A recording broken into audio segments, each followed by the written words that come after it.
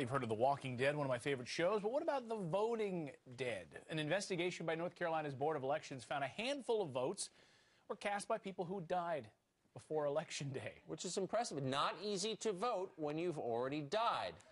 Get this, they also found more than 35,000 cases of double voting during the 2012 election. That is, apparently living people who voted twice. So what's going on here, and why aren't the states more concerned? What's being done to stop this? Joining us now, Executive Director of the Voter Integrity Project, North Carolina, Colonel DeLancy. Colonel, thanks a lot for coming on. So I don't understand. So voting, everyone agrees, is the single most important civic duty we have. It underpins democracy. Why aren't people outraged by this direct assault on democracy? Well, people are outraged in North Carolina today over this issue, and we're glad that our leadership is finally taking a serious look at it. We just wish other states would too. So how does this happen? Let's take a look at this North Carolina voter investigation findings. So as Tucker mentioned there off the top, 35,750 that have the same names and date of birth. 765 of them same names, date of birth, and the last four digits of the Social Security number, and then 81 people who were dead before the election. I mean, maybe I'm just asking a dumb question. How does a dead person vote?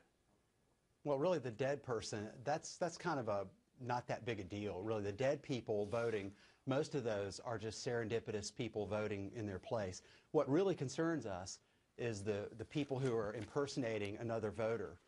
And this is what they're really looking at with this investigation with the dual state voters, is that you will have someone in New York, say, that lived in North Carolina, and you're still registered in North Carolina and New York. So there's two pieces of evidence. You've got your voter registration in North Carolina, your voter registration in New York, and then you have the ticket that you signed the day you picked up your ballot. So all four of those signatures match, you'll get vote fraud. The problem is when they don't match, what you have is identity theft. And the problem there is there's no prosecution. And in the liberal mindset, unless there's a prosecution, there's no crime, there's no fraud. And so we've asked the state to pay attention to the ones that don't match too on those pieces of paper. And so that's how they're doing it. The dead people is not that big a deal. I'm sorry, really. Colonel, I just want to put up a full screen here, a map for our viewers of the 22 states that don't cross-check voters. Yeah. So voter fraud is more likely in these states, no? Well, no, they'd never commit vote fraud in some of those states like New Jersey and New York.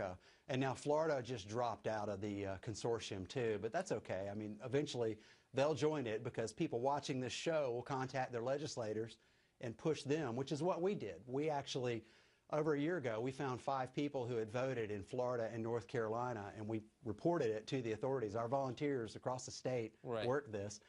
We reported it to the Board of Elections and to the legislature and asked them to pass a law to make North Carolina join that consortium. Good for you. Unfortunately, there are politicians who have a vested interest in voter fraud, as you know. But thank you for